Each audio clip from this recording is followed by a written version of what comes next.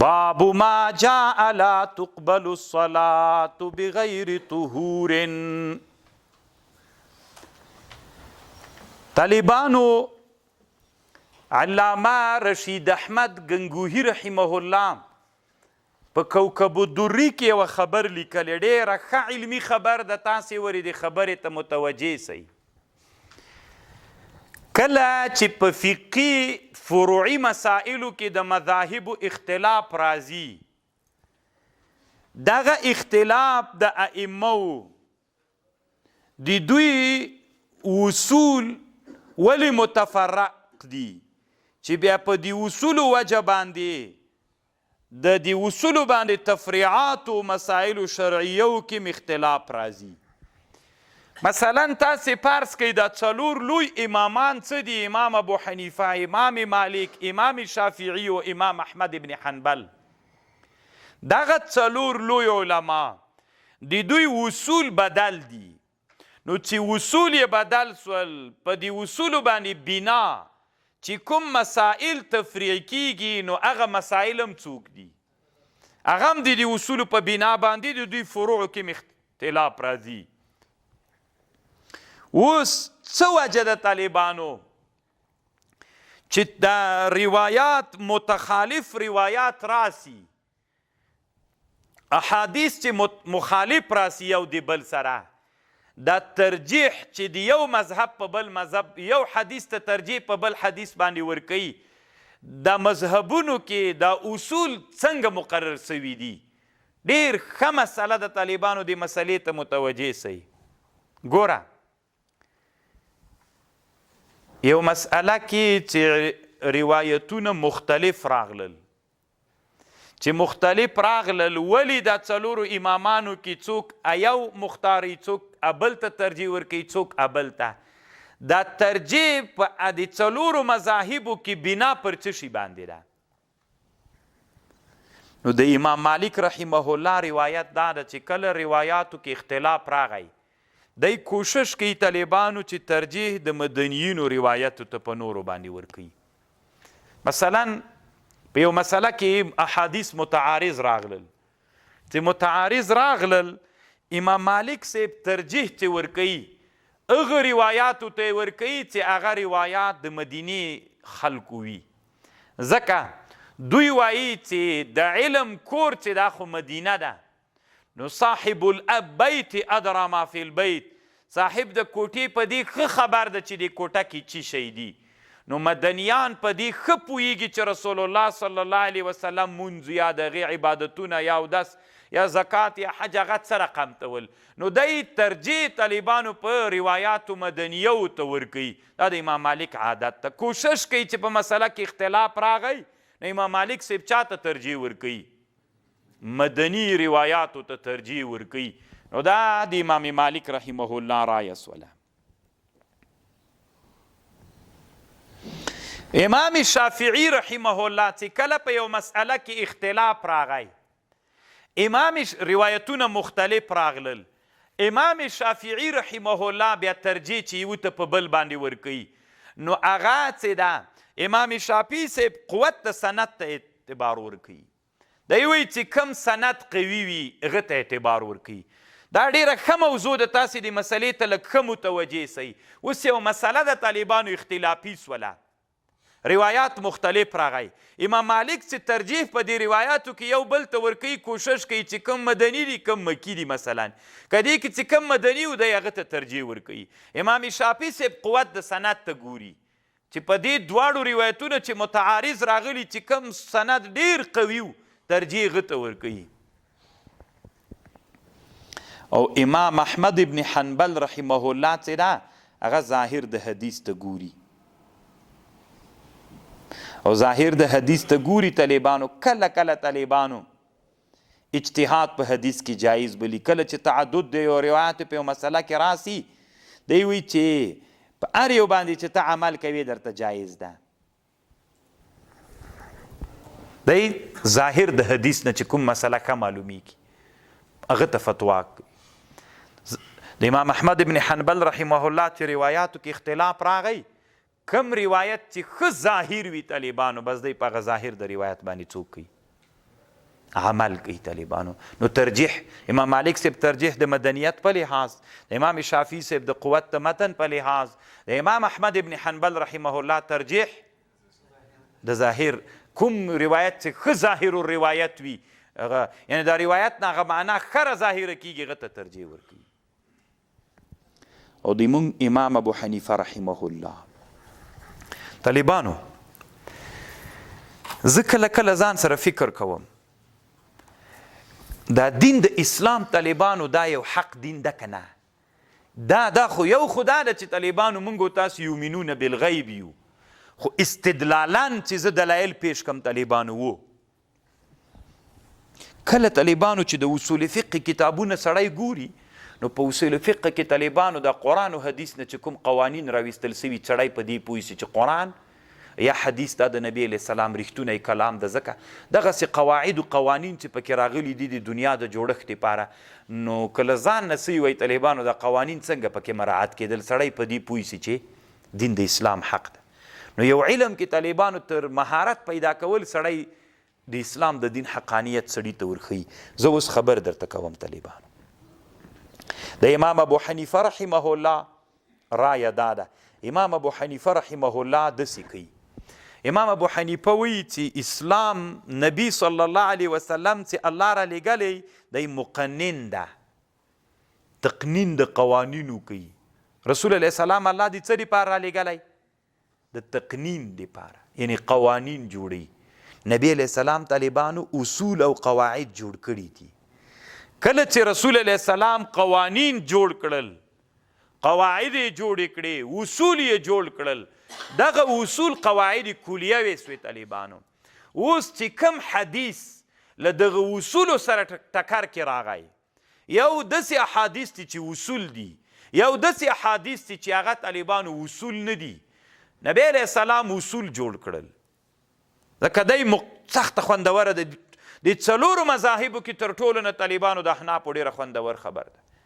علامه رشید احمد گنگوهی رحمه الله وایي چې قوانین نبی علیه السلام الله مقنن را لېږلی، قوانین جوړوي. هغه حدیث چې هغې کې اشاره تقنینو قوانینو ته نبی علیه السلام څوک جوړ کړل؟ قوانین یې جوړ کړل. اوس یو حدیث راغی له دې قانون سره ټکر کې ده، قانون به ورته خرابوي که په هغه کې به څوک کوي؟ که تاویل به پکې کوي، په هغه حدیث کې تاویل به کوي. نو احناف چې ترجیح ورکوي په دغه اعتبار باندې ترجیح ورکوي. او دا ډېره خوندوره خبر ده. رښتیا هم که تاسې فکر وکړئ احناف اکثره بعضې روایتونو کې تاویل کوي. دا مطلب ده ظاهر هغه چې حنابله ظاهر ته ګوري، ظاهر ته چې وګوري لکه د حنابلهو داسې فتوا باید پې باندې وسي، اما ظاهر ته باید ونه کتل سي. طالبانو دلته رسول علیه السلام یو قانون جوړ کړی ده، د قانون سره چې دا قواعد کلیه دي، دا بل حدیث چې راغی دا له قانون کلی سره په ټکر کې ده. نو قانون سړی ړنګوي طالبانو د یو حدیث لپاره چې راغلی. که داسې کوي چې عمل په قانون باندې کوي، یو حدیث چې له دې سره ټکر راغلی ده هغې کې تاویل کوي د دې په خاطر باندې چې قانون ړنګ نه سي. خبر باندې پوه شولې؟ نو دا طالبانو څوک سو؟ دا د امام ابو حنیفه رحمه الله هغه د ترجیح هغه ده. احناف څه وایي، مالک څه وایي، حنابله څه وایي، شافعیان څه وایي. شافعیان طالبانو د سند ته اعتبار کوي، حنابله ظاهر ته اعتبار ورکوي، ترجیح بلی. څوک؟ مالکیان مدنیت ته اعتبار ورکوي، احناف قواعدو ته اعتبار ورکوي. کوم حدیث چې د قواعدو سره خلاف په هغې کې تاویل کوي، نو چې تاویل یې وکړه قواعدو ته اعتبار ورکوي، ترجیح په دغه باندې راځي. سخته خوندوره خبر ده. دا خبره علامه رشید احمد الگنگوهی رحمه الله کړې ده. دلته طالبانو په هغه کې څه ورته وایي، په کوكب الدري کې. اوس طالبانو تاسې دلته دې مسلې ته طالبانو متوجه سي. یو وارې موږ تاسې دا سند ووایو، باب ما جاء لا تقبل صلاة بغیر طهور، نه قبلیږي منځ بغیر له طهارت نه، بغیر له طهارت نه طالبانو منځ نه قبلیږي. وبسند المتصل منها الى امام الترمذي قال حدثنا قتيبة بن سعيد البغلاني محدث خراسان. دا طالبانو ترمیزی اول وار چې شروع کړله په حدیث ته داسې لوی عالم چې په صحاو ستو کې غیر د ابن ماجې نه نور د ټولو کتابونو استاذ تیر سوی 149 کال کې پیدا سوی ده او یا کال عمر کړی ده ډېر مالدار سړی مو طالبانو ثقه عالم هم تیر سوی او ډېر سفرونه هم کړي دي د امام مالک رحمه الله شاګرد تیر سوی طالبانو قتیبه ابن سعید البغلانی نو اوس هم طالبانو قبر په بغلان مرکزی بغلان ولسوالۍ کې قبر ده قال حدثنا ابو عوانه ما تاسې ته مخکې ویلي ول طالبانو چې عادت د محدثینو دا ده دلته قال وبسند المتصل منا الى امام الترمذي قال حدثنا قتيبة قال حدثنا دلته قال مقدروي طالبان قال حدثنا ابو عوانه عن سماك بن حرب ها تحویل ته وی طالبانو ما درته ویلي ول ګوره طالبانو تحویل دي ته وی سند د دې جنه روان که دته دې ورورساو حدثنا عن فلان عن فلان عن فلان بیا وای ها په معنا د تحویل باندې طالبانو یعنی سند حواله که بیا د دې را شروع سه دا بل سند ل دې جنه تر دې چې پورې 3 کسان ول یو نه بیا وبه قال حدثنا عن فلان عن فلان عن فلان دام د تورغی نو چې د تورغی طالبانو اوس غواړي چې دا سند بل سر نه را شروع کې دلته به ها وای دې ته څه وایي ها وحدثنا هناد قال حدثنا وكيع قال حدث عن إسرائيل عن سماك ودلی طالبانو دلته یو خبر هغه کړی ده علامه انور شاه کشمیری کړی چې تدلیس په سلفو کې نو تدلیس کتمان د عیب ته وی سلفو د هغه سره خبره کړې د حنات سره وی په سلفو کې څوک نو تدلیس نو دا خبره عارف شذی کې کشمیری سیب کړی ده د پیرات کړی د طالبانو حتی داسې لیکلی دي چې تدلیس خو څه کوي چې په سلفو کې نو بل په سلفو کې ډیرو په متاخرینو کې لږ سوی ده تدلیس کتمان د عیب دا به داسې و طالبانو یو محدث به چې ضعیف و مشهور به په کونیه باندې و ده به په نوم باندې ذکر که چې څوک یې ونه پیژني که نه بیا په ما اعتراض کوي چې تا له ضعیف سړي نه روایت کړی دی ته تدلیس وایي طالبانو کتمان د عیب نو په کشمیری رد کړی طالبانو او بیا د ظفر الامانی د علامه عبدالحی صاحب نه نقل کړی ده چې نه مخکینۍ زمانه کې لا سلفو کې ډېر وو ګوره طالبانو کنه د قتیبه ابو عوانه سماک ابن حرب ته خبر را ورسله اوس حناد چې روایت کې بیرته سر نه لاړو حدثنا حناد قال حدثنا وكيع عن اسرائيل عن سماك اغم سماك ابن حرب ودام سماك ابن حرب ترى ورسيد عن مصعب بن سعد عن ابن عمر عن نبي صلى الله عليه وسلم لا تقبل صلاة بغير طهور نقبليگي المونز بغير لطهارتنا بغیر له طهارت نه طالبانو لمونځ نه قبلیږي اوس طالبانو تاسې دلته یوې خبرې ته غوږ ونیسئ یو وارې طالبانو مسئله دې کې ده چې د قبولوالی څو معناوې لري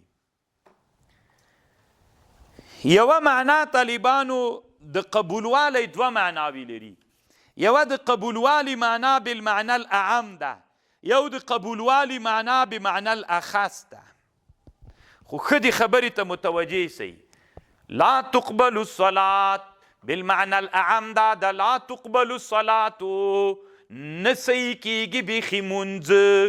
د صحت معنا چې راواخلي بیخي جائز نه د منځ بیخي صحیح کیږي نه منځ دا یوه معنا د لا تقبلو ده بل معنا د لا تقبلو ده علما وایي چې د قبول معنا طالبانو حدیث کې راځي نبی علیہ السلام وایي لا تقبل الصلاة نه قبلیږي لمونځ طالبانو د صلات من اطاع عرافا لم تقبل صلاته. ګوره د قبول دوه معناوې سولې. یوه معنا د قبول دا معنا ده چې نه صحیح کیږي نه د جایز. دې ته دوی داسې تعبیر کوي چې دا د قبول معنا اعمه ده. یوه د قبول طالبانو خاصه معنا ده. خاصه معنا یې دا ده لکه دې حدیث کې من اتا عراف. د قبول دویمه معنا باندې ورځان پوي که دویمه معنا یې دا ده صحیح ده، خو دا د قبولوالي اجر و ثواب نسته ورته، الله نه ده ترې راضي. له ذمې نه دا مونځ فارغ سو، د عبادت له ذمې نه فارغ سو، جائز سو،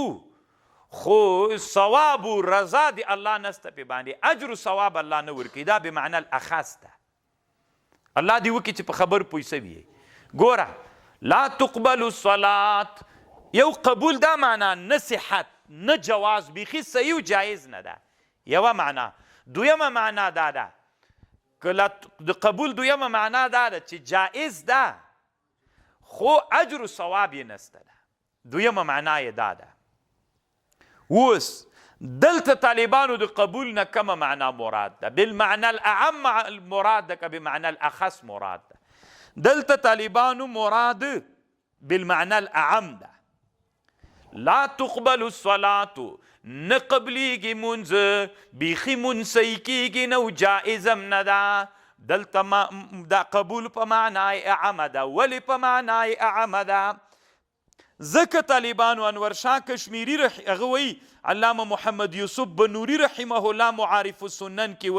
وایي ځکه دلته په معنا د اعمه باندې ده. قرینه ور باندې دا ده چې دلته قبول به معنی الاعم ده، چې اجماع د ټول امت داسې راغلی چې یو سړی لمونځ بدون د اوداسه نه وکړي، دا مونځ بالکل قبول نه ده. ولی طالبانو د قبول خو دوه معناوي، یو په معنا د جواز، بل معنا د ثمرې او د ثواب. دلته په معنا اعمه ولې واخیستل سو؟ ځکه قرینه پیدا ده. ټول امت مسلمه په دې اتفاق لري، اجماع. دا اجماع قرینه ده په دې باندې که چیرته یو سړی مونځ وکړي او داسې نه وي، دا مونځ قبول نه ده، جایز نه ده، صحیح نه ده. نو دا اجماع د امت قرینه سوله په دې چې مراد دلته له قبول نه کومه معنا ده؟ بمعنى الاعم ده. نو داسې ترجمه به کوئ لا تقبل الصلاة، نه قبلیږي لمونځ، نه صحیح کیږي مونځ، نه د جایز مونځ، بغیر طهور، بغیر له اوداسه نه. نو دا قرینه سوله او معنا دلته کومه معنا سوله؟ بمعنى الاعم سوله. اما طالبانو دې حدیث کې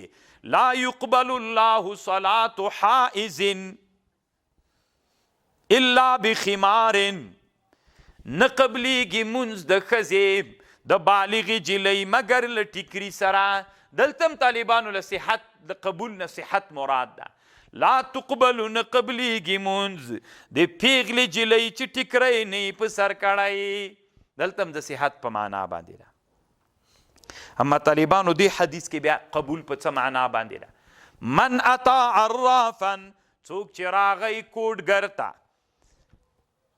لم تقبل له صلاة، نه قبلیږي مونځ.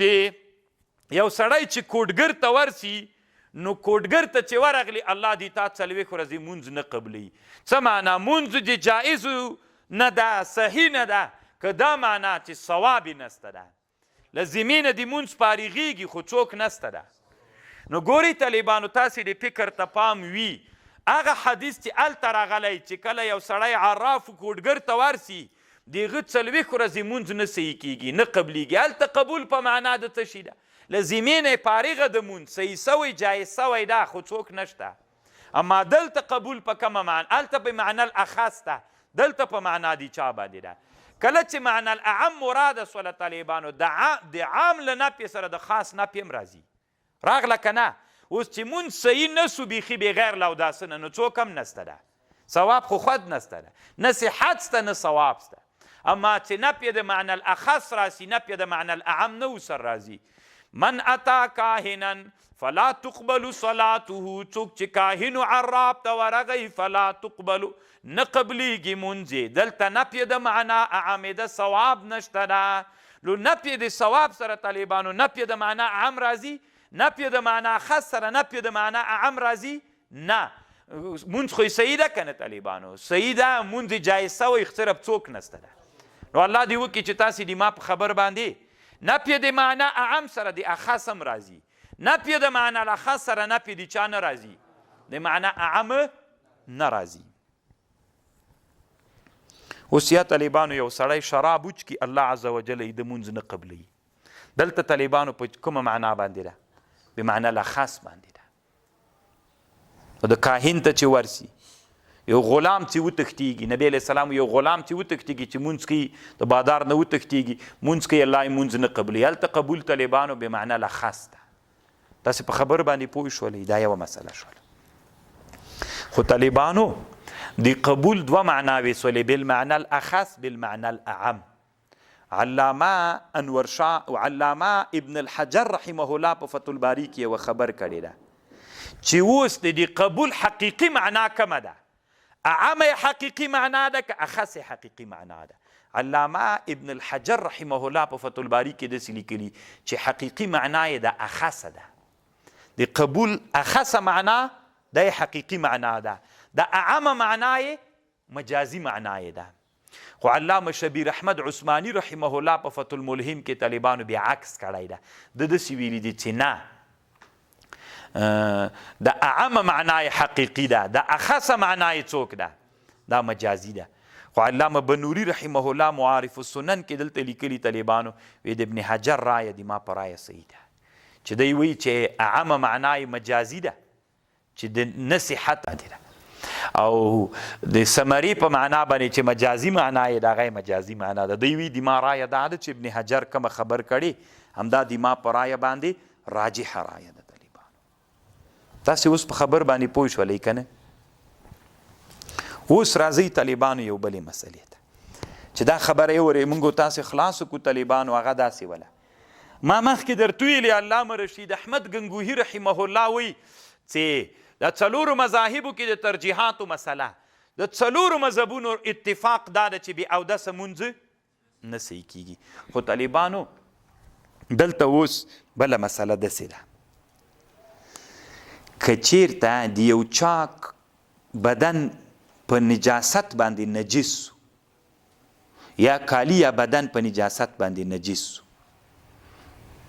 لا تقبل الصلاة بغیر طهور نه قبلیږي مونځ بغیر له اوداسه نه یا بغیر له دې نه چې بدن پاک کړي نو امام مالک رحمه دلته بیا جمهور علما وی غیر له امام مالک نه جمهور علما وی که د چا بدن نجس مونځ یې وکړه طالبانو مونځ یې نه صحیح کیږي مونځ یې څنګه ده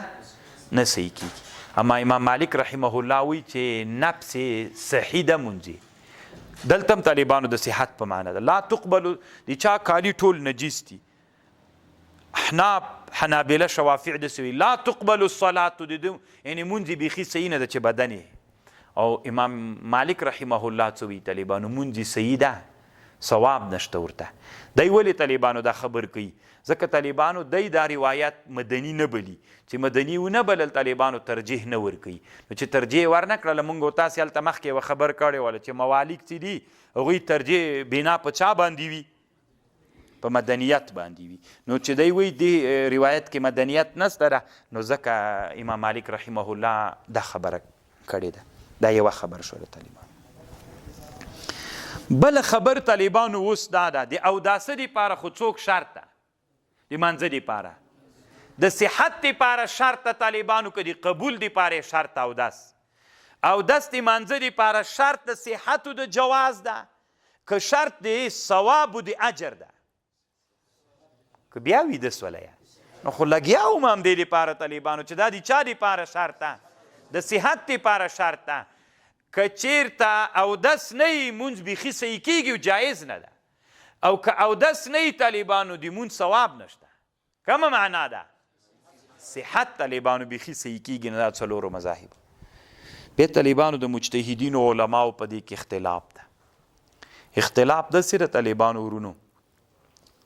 د جنازې مانځه دپاره او د سجدې تلاوت دپاره څنګه ده نو ائمه اربعو په دې اتفاق ده ما تاسې ته ویلي ول طالبانو مجتهدین په شرع کې دا څلور نه دي ډیر زیات دي صرف دومره ده چې څلورو متبعین پاتې سوي کتابونه یې مدون سوي دي که نه د څلورو مذهبونه مجتهدین ډیر دي اوس ورته غوږ سئ د څلورو مذاهبو اتفاق په دې باندې ده د جنازې مانځه دپاره هم څوک شرط ده د سجدې تلاوت دپاره هم څوک شرط ده اودس ورته شرط که اودس دې نه درلود جنازې مونځ هم نه کیږي که اودس دې نه درلود څوک هم نه کیږي سجدې تلاوت هم نه کیږي خو طالبانو امام بخاری رحمه الله وی سجده تلاوت بدون لچانه صحیح کیږي امام بخاری رحمه الله رایه دا د سجده تلاوت لپاره اودس شرط نه ده امام بخاری رحمه الله مجتهد و که نه ما تاسو ته ویلې مجتهد و که نه ځان ته مستقل مذهب والا سړی ده او امام شعبي وی طالبانو د چا دپاره هم شرط نه ده امام شعبي رایه دا د هغه وی نه جنازې دپاره شرط ده نه د چا دپاره د سجدې تلاوت دپاره امام شعبي خپل مستقل مذهب لري او د امام شعبي له دې خبرې سره ابن علیه او ابن جریر موافقه کړې ده د ابن جریر او د امام شعبي او د ابن علیه د دوی درې واړو رایه دا د مذهب دا ده چې چاته جنازې او د سجدې تلاوت دپاره څوک شرط نه ده اودس شرط نه ده طالبانو په خبر باندې پوه شو اوس طالبانو دلته مسئله د فاقد الطهورین ده مسئله د فاقد اودس خو د مانځه دپاره د صحت او د جواز دپاره شرط سو اوس طالبانو تاسې مسئلې ته غوږ ونیسئ چې مسئله د فاقد الطهورین کې به څنګه کوي یو سړی داسې جکې راګیر سو چې هلته نه اوبه سته نه تیمم اسباب سته خاوره هم نسته یعنې نه اوبه سته او نه داسې شی سته چې هلته ته څوک وکړي اوس به څه کوي دې ته طالبانو دې مسئلې ته مسئله د فاقد الطهورین وایي یعنې داسې جای چې هلته نه د یو داسې اسباب وي نه د تیمم اسباب برابر وي نو دې کې به څه کوي نو دې کې طالبانو د علماو اختلاف امام ابو حنیفه رحمه الله داسې وایي مونځ به نه کوي د دې مانځه قضایي به راوړي دلته په تا مونځ نسته ده په تا مونځ نسته ته به څوک کوي قضایي به راګرځوي دا یو امام مالک صاحب څه وایي نه مونځ ته در باندې نه قضایي سته در باندې امام صاحب څه وایي مونځ نسته قضایي به یې راګرځوي امام مالک صاحب څه وایي نه مونځ ته په دې سړي باندې نه بیا قضایي سته امام شافعي صاحب څه وایي مونځ به هم کوي قضایي به یې وجوبن راوړي دلته به هم مونځ کوي بیا به د مانځه څوک هم راوړي قضایي به یې هم راوړي او امام احمد ابن حنبل وی مونځ به کوې همدلته قضایي نسته در باندې که ته وایې اودس بس د حالت مستثنا ده اما د موږ د احنافو مفتابهي روایت طالبانو د صاحبینو ده چې امام ابو حنیفه رحمه الله هم دې قول ته څوک کړې ده رجوع یې کړې ده د موږ د احنافو مفتابهي روایت دا د طالبانو چې دا به تشبیه بالمصلیین کوي څنګه به کوي مونځ به نه کوي خو تشبیه به له مصلیینو سره کوي بیا چې کوم هغه جي ته لاړلې څه ورته وایي داسې یو جي ته لاړلې چې هلته بیا به د هغې مانځه اعاده کوي لا یو دلته به مونځ نه کوي سره به تشبیه له مصلیینو سره کوي داسې به کوي طالبانو داسې یو جای ده د مفتابهي روایت زده کوئ که نور درنه زده هم نسي مسئله د فاقد الطهورین کې د موږ د احنافو مذهب د صاحبینو مذهب ده امام صاحب هم دغه قول ته رجوع کړی ده نو داسې به کوي چې ته به تشبیه بالمصلي کوي معنا وبدریږي لکه قیام غوندې خو قیام کې به قرائت نه کوي بیا به رکوع کوي رکوع کې به چی نه وایي سجده به کوي چی به نه وایي پکې بیرته به راجګېږي تحیات همداسې دا څو رکاته مونځ چې ده همداسې به تشبیه له مصلي جګېږي او ټیټېږي رکوع سجده قیام به کوي خو چی به پکې وایي نه طالبانو دا د موږ د احنافو مذهب ده بیا چې داسې جي ته راغللې چې هغه جي کې بیا هغه ول د دې مانځه به څوک راګرځوي قضایي به یې راګرځوي خو طالبانو مونږ احناف چې دا تشبیه بالمصلیین د فاقد الطهورین دپاره وایو علامه انور شاه کشمیری رحمه الله وی د دې دپاره مونږ دپاره کوم دلیل سته انور شاه کشمیری صاحب وی دوه اجماعي دي دا دواړه اجماع مقیس علیه دي دا تشبیه بالمصلی دا قیاس ته ورباندې نو هغه دواړه اجماعین هغه مقیس علیه ده دا تشبیه د مصلی دا ورباندې قیاس هغه دوه اجماعي شی دي طالبان یو له هغې اجماعو نه دا ده طالبانو یو چا روزه نیولې ده دا 9 بجې چې سولې روزه یې فاسده کړله مثلا ښځې سره جمعه وکړله روزه فاسده سوه که نه نو تی به روزه خوري طالبانو که تشبیه به له صایمینو سره کوي ورته روزه خوړل ناروا ده طالبانو دی به تشبیه له چا سره کوي صوبي بالغ سو طالبانو یو صوبي ده وړکی هلک د طالبانو د ورځې په 10 بجو کې بالغ سو نو په ده باندې خو د دې ورځې د پاتې ورځ طالبانو ای به تشبیه له صایمینو سره کوي دا اجماع ده مسافر طالبانو قندار ته تللی 10 بجې کور ته راورسېد د مسافرو روزه یې خوړلې وه طالبانو په لارې روزه خوړلې وه چې کور ته 10 بجې غرمه راورسېد دی به روزه نه خوري پاتې ورځ به روزه څنګه کوي نیسي به نو چې نیسي به تشبیه به له صایمینو سره کوي اگر چې دا روزه حساب ده نه خو تشبیه به له صایمینو کوي ښځه چې له چا نه او امرأة حاضت یا یوه ښځه طالبانو حایزه سوله یا له حیز نه پاکه سوله اوس چې یوه ښځه له حیز نه پاکه سوله اول کې نیمایي ورځې روزه خوړلې وه نیمایي ورځې نه وروسته ښځه له حیز نه پاکه سوله دا به هم تشبیه له چا سره کوي اوس دغو مسایلو کې اجماع په دې راغلی که نه چې تشبیه به کوي نو د مانځه کې هم طالبانو د موږ او د تاسې د مانځه د فقیر الطهورین مسله کې به هم تشبیه له چا سره کوي دغه اجماع سره کوي نو اجماع طالبانو مقیس علیه ده او دا اتفاقی ده نو دغه تشبیه د مصلینو طالبانو دا له یو اجماع سره او بل اجماع دا د طالبانو که یو سړی حج فاسد کی حج د چې فاسد کی طالبانو نو په ده باندې واجب دا ده چې حج هغه نور افعال به هم همدغسې ادا کوي لکه څنګه چې څوک کړی ده لکه نور حاجیان چې ده خو حج فاسد سو دی به راځي نه د حج په هغه نورو ارکانو او سنتیات شیانو کې به همداسې مزل کوي خبر باندې تشبیه به حاجینو سی دا دویمه اجماع ده نو د موږ د تشبیه د مصلي تشبیه بالمصلي چې په فقیر الطهورین کې هم همدغه حکم ده الله عز وجل دې وکړي چې تاسې د ما په خبر باندې پوه سوي یئ پوه شولی په خبر خو که نه نو که چېرته داسې یوه مځکه وله داسې یوه دنیا وله داسې یو جای و چې په هغه جي کې څوک نه ول اوبه هم نه وي د تیمم اسباب هم نه ول د موږ د احنافو مفتابهي روایت څه شی ده تشبیه به له مصلیینو سره کوي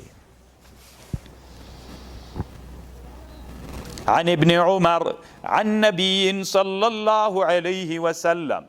لا تقبل الصلاة بغير طهور نقبليږي المنز بغير لطهارتنا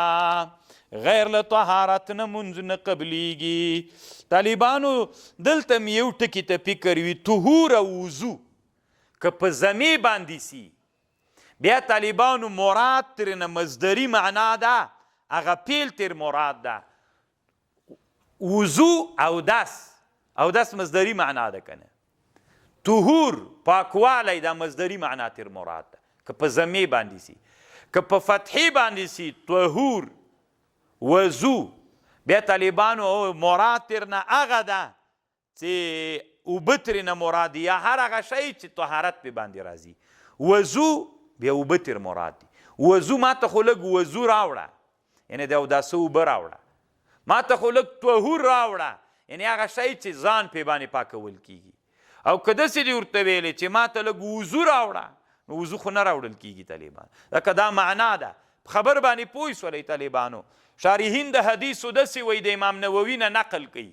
وی که چیرته په زمې باندې سو وضو او طهور که په زمې باندې سو بیا کومه معنا تر مراد ده مصدري معنا اودس پاکوالی له وضو نه اودس له طهور نه پاکوالی که په فتحې باندې سي وضو طهور وضو د اوداسه اوبه طهور هغه هلته هم اوبه طالبانو یا هر هغه شی چې په هغه باندې سړی ځان پاکوي دا بیا ترنه مراد ده دلته طالبانو یوه خبر چې لا تقبل الصلاة بغیر طهور ولا صدقة من غلول او نه قبلیږي صدقه من غلول له مال حرام نه طالبانو دلته یو مسله باندې ځان د سره پوی کوي دا هم ډېره خوندوره خبر ده د دې مطلب دا د طالبانو اول خدا د چې دلته مراد له غلول نه مقصد شی ده ولا تقبل نه قبلیږي صدقه من غلول طالبانو خیانت چې له غنیمت نه وکړي غنیمت چې مجاهدینو ونیو دغه غنیمت چې مجاهدینو ونیو له دغه غنیمت نه صدقې کول دا ناروا ده دا مطلب ده یا طالبانو مطلق خیانت تر نه مراد کوم مال چې تا غلا کړی وي لغه نه ته اوس صدقه کوي دا ناروا ده خو یوه خبر طالبانو په حاشیه د کوکب الدري کې علامه زکریا رحمه الله له بذل المجهود نه نقل کړی وایي وجه د تخصیص د غنیمت شی ده خو داسې به یې ویلي ول چې مطلق خیانت نه صدقه نه صحیح کیږي چې مال تا ته حرام وي له مطلق مال حرام نه څوک نه صحیح کیږي صدقه نو ولې داسې ویلي چې هغه خیانت چې له غنیمت نه نو وجه د تخصیص وی دا د علامه خلیل احمد سهارنپوري رحمه الله وی ګوره طالبانو غنیمت موږ او تاسې ټولو په ډېره ښه توجیه د طالبانو دې ته غوږ موږ او تاسې ټول جهاد ته لاړو غنیمت مو ونیو غنیمت کې د ما حق سته که نسته ده سته که نه زه راجګ شوم له دې غنیمت نه مې یو مال راواخیست طالبانو خیانت مې دا مال زه نسم صدقه کولی سره له دې مال کې د ما حق سته کوم مال کې چې د ما حق سته هغه مال نه چې زه صدقه نسم کولی هغه مال نه چې هلته سل په سلو کې د بل چا حق ده نو هغه مال چې زه خیانت کمه رغلا یې کمه نو هغه مال نه چې زه څوک کومه دا په طریقه اولا باندې ناروا ده طالبانو وجه تخصیص دا ده طالبانو که نه غنیمت کې خو د مالک حق و هغه مال چې دغه مال کې د ما حق هم سته ده خو د نورو حق هم ورپورې تړلی ده که ما راغلا که راپټ مې که دا صدقه کم دا ناروا او حرامه ده ښه چې هغه مال چې خالص د بل چا ملکي د تا لږ حق هم نه وي پکې په رشوت یې واخلې په غلا باندې واخلې غصب یې کې بیا له دې نه ته څوک کوې صدقه تر نه کوي دا حرام ده طالبان دا صدقه حرامه ده دا ناروا ده وجه د تخصیص یې دا ده چې علامه زکریا سي په حاشیه د کنز د کوکب الدري کې لیکلي دي او د علامه خلیل احمد سهارنپوري د بذل المجهود نه نقل کړی ده اوس طالبانو حاصل داسې سو یو مال چې حرام وي طالبانو یو مال چې څوک حرام وي نو حرام مال نه به ته څوک نه کوي صدقه نه کوي دا حرامه ده اوس ګوره یو چا تا ته مال په رشوت کې درکړی ته راجګ سي له دې رشوت مال نه څوک وکړي دا حرامه ده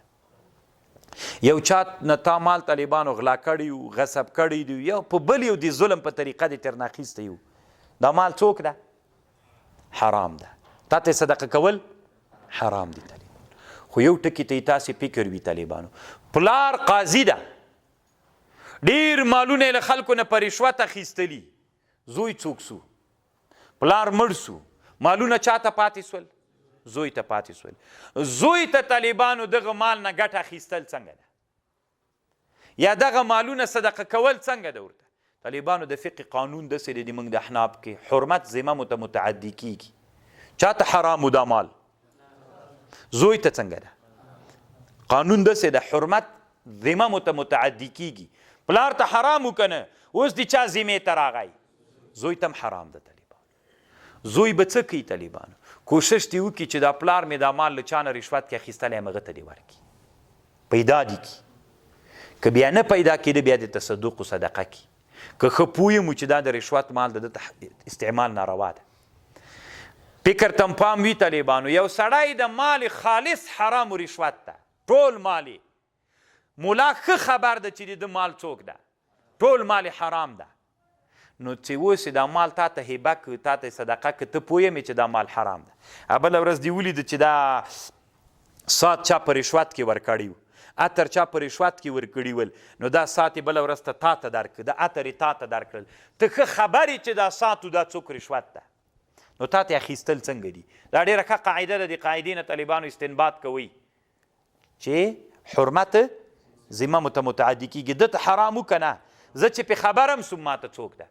یا طالبانو بعضې خلک پوښتنه کوي دا کیسه بوران نه دي خلکو نه موبایل پټ کړي یا ایران کې دا ډېر پیښه کېږي طالبانو ایران نه موټرسکیلونه خلک راتښتوي یا پاکستان نه خلک موټرسکیلونه راتښتوي افغانستان ته راوړي بیا یې خرڅوي نو چې ته په دې باندې پوه سولې چې دا موبایل د غلا موبایل ده یقیني پوه سولې چې دا کیسه بور وهلی ده اوس یې راوړی هلته یې خرڅوي یا بازار ته لاړل یو شی دې ولیده چې ډېر په ارزانه خرڅېږي ښه پوه سولې چې دا څوک ده. یا طالبانو پوډري کتابونه پټ کړي دي چرسي له جومات نه هلته یې خرڅوي نو چې سقې ته دې کتل ده ته ګوره بخاري شریف خرڅولو ته ګوره هغه هم په کتابخانه کې نه دغسې په وجي کې سرک له غاړې نه نو سړی پرې پوه سي چې دا د غلا ده تا ته اخیستل ترې نه څوک دي ناروا او حرام ده ځکه حرمت ذمه متعدي کیږي طالبانو. نو دې ټکي ته یې تاسې فکر وي چې حرمت چاته متعدي کیږي ذمه متعدي کیږي. خو طالبانو دلته یوه خبره بل هم در سره واورئ هغه دا ده چې د مونږ د حنفي مذهب کتابونو کې داسې لیکلي دي دا ډېره خوندوره خبر ده. حنفي مذهب علماو داسې لیکلي که چا سره حرام مال نو حرام مال واجب التصدق د صدقه کوي به یا ورې داسې وایي بیا وایي که حرام مال د صدقه کې ته کافر کېږي. عبارتونه په فقه کې څوک راغلي متعارض راغلي. یا ورې احناف علما کتابونو کې داسې وایي که چا سره مال حرام نو د مال حرام لاره دا ده چې څوک یې وکړه تصدق یې وکړه څنګه یې که صدقه یې که.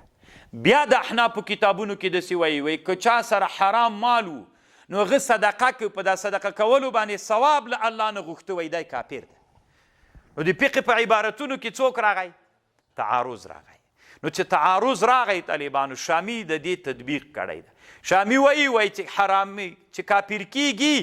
هغه هلته چې حرام لعینه وي او که حرام لغیره وي طالبانو بیا خو شامی باندې د الله رحم وکړي طالبانو دا ښه جمع نه ده. ښه جمع چې کړې طالبانو هغه علامه